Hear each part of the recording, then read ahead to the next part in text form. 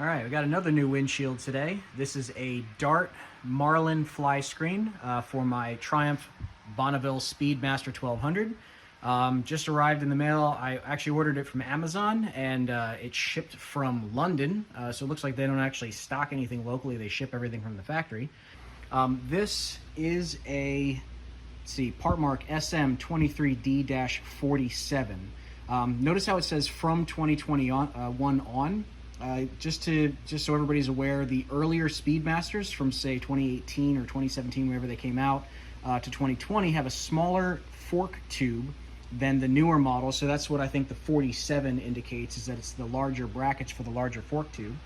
So this is what it looks like when it's all unpackaged. We've got our actual brackets that are going to go around the forks, or clamps, I guess you could call them, brackets and hardware, and then the screen itself. So the screen, the difference between the Marlin, and the Classic are that curvature that you got there. So the curvature there on the Marlin is very, very different from the Classic. The Classic is much more vertical than that, and we'll see that a bit more when it's actually on the bike. Also, I believe that this screen is taller. I think it's taller by something like 1.5 inches or 2 inches. I might be misremembering that. So everything seems to be pretty good quality so far. Got these sort of plastic brackets, but they don't feel cheap. These are sort of a powder coated metal brackets there. These are sort of they're aluminum, it feels like. I'm not quite sure where those go yet. And then the screen itself is pretty thick. Kind of feels good in the hand. The only thing that I will say is, I just opened this and just took it out of the box, and I don't know if we're gonna be able to see it, but I'm already seeing, I'm trying to catch this in the light. I can't really catch it in the light with my phone here, but there are actually small hairline cracks, hairline fractures coming off every single one of these holes, and it's really not capturing it well here. Oh, you can kind of see it there. So let's see if I can set this down and point with my finger. And of course, now the light changed. So, yep, now the phone won't capture it, of course. But anyway, it seems like at every single hole there's a very slight, up there, we can sort of catch it. It's going to be in like the 9-10 o'clock position on the hole. There's just these very, very slight hairline fractures from, I guess, when they drilled the holes in this screen. Oh, there you can really see it up there at 12 o'clock. There's like a good size hairline crack in there. I don't know if that's going to be a long-term issue. I don't really like seeing that on a nearly $200 screen. I'm going to go ahead and install it anyway. I don't really feel like trying to order a different one or waiting for a different one. I am going to send this to Dart, however, and see what they say, because it's literally that crack that you see there at the 12 o'clock position is literally on every hole. And I just unboxed this. I haven't even tried to do anything with this yet. So I don't know if that's going to get worse with time. I am a little concerned that will get worse in time. There you can sort of see it in the 9 o'clock position on that hole. There's a very slight hairline fracture. So over time with the wiggling and the stuff from wind buffeting that you're going to get, oh, there it really catches that one at about the 2 o'clock position on that hole. So I'm going to see what they say. Like I said, I'm going to go ahead and install it, because I've already waited like 2 weeks for this thing, and I have a trip coming up this weekend, and I really want to have a windscreen. So anyway, it looks pretty simple. So you have these rubber grommets. Those rubber grommets are going to fit into each one of those holes. Once those rubber grommets are on, you're going to use these little kind of angled, beveled hex screws to go through those holes into the actual brackets. So that's going to be a pretty simple affair there. Once we get those mounted up, it looks like these brackets here sort of connect to one another. So there you can see, that's kind of what it's going to look like when they're together. And that's what these other 4 cap screws are going to be for, to connect those together. And then the actual adjustment, the forward and back adjustment that you have, looks like these are going to fit between the actual brackets to the windscreen and then to the clamps on the fork tube, and that's going to use these beveled screws here. So I'm going to start putting this together. You know, I don't want to bore you with actually putting screws in things, but we'll get it all together, and then we'll see like what kind of adjustment I have on the bike, and what it all looks like. So I wanted to show a little bit of a closer look at exactly what we're dealing with here. So here we have our clamps going on the fork tubes, and then it's a little dark, but you can see there's like an aluminum disc here, and I put the beveled edge out, and then we have our tapered screws here and here, you know, both sides. Now just a couple things that, you know, I had to kind of adjust on my bike here. So first off, there is a cable bracket that mounts to the fork tube here. I took mine off. I already have my cables rerouted behind the fork, so I'm not even using it anymore. You know, so you may have to move that up or down to make room for this bracket that's here. The other thing is there is right there, you can sort of see it looks like a curved little paper clip. So if you have your cables in the factory position, this is going to make contact with this bracket. So I simply just kind of pushed hard and bent mine back.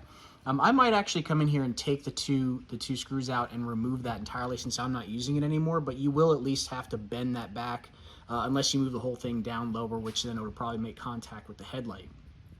Speaking of the headlight, I ended up kind of letting mine hang here. There are two, let me lift this back up again.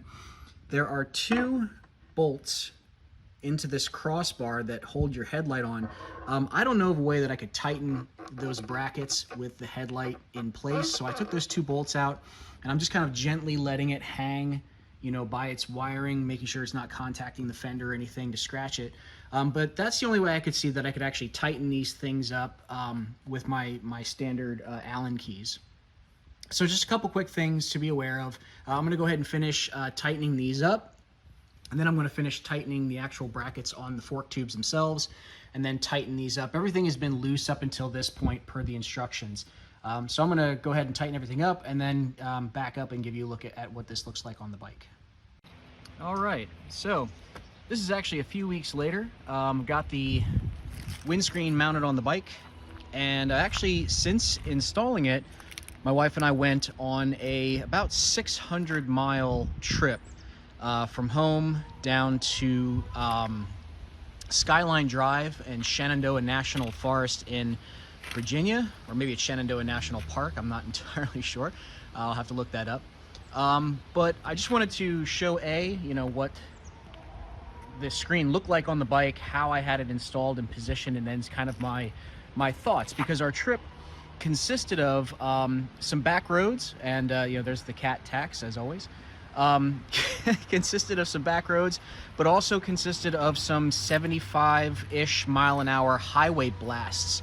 So, you know, we kind of ran through a lot of different riding with our windscreens, and yeah, I just wanted to give my thoughts on this thing. So first off, just kind of going over the positioning. So I could have actually mounted it higher. You can see here that the brackets, I got them maybe an inch down on the forks. Really, you know, any type of mod that you put on a motorcycle is going to be a little bit of a compromise between style and function. So in this case, when I had it mounted higher on the fork tubes, you know, I initially had it sort of all the way up. This gap was a little bit too large for me from an aesthetics standpoint.